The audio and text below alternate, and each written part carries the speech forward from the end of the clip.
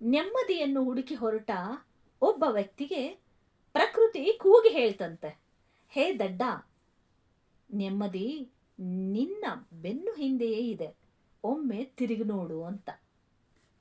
ನಾನು ಯಾಕೆ ಈ ವಿಚಾರ ಹೇಳ್ತಿದ್ದೀನಿ ಅಂತ ಅರ್ಥ ಆಯ್ತಾ ನಿಮಗೆ?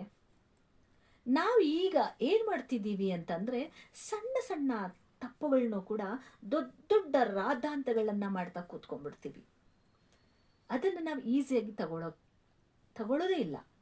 ಹಾಗೆ ನಾವು ಯಾವ ರೀತಿ ಆ ಸಣ್ಣ ಸಣ್ಣ ತಪ್ಪುಗಳನ್ನು ಅಳಿಸಿ, ಅದರ ಹಿಂದೆ ಇರುವಂತಹ ಕಲಹಗಳನ್ನು ಅಳಿಸಿ, ನಾವು ಫನ್ನಾಗಿ ತಗೊಂಡು ಕಾಂಪ್ರಮೈಸ್ ಆಗಿ, ನಾವು ಅದರ ಹಿಂದೆ ಸಣ್ಣ ಸಣ್ಣ ತಪ್ಪುಗಳ ಹಿಂದೆ ಇರುವಂತಹ ಮತ್ತೊಂದು ಮುಖದ ಆನಂದ, ಸಂತೋಷನ ಪಡಿಬಾರ್ದು ಅಲ್ವಾ?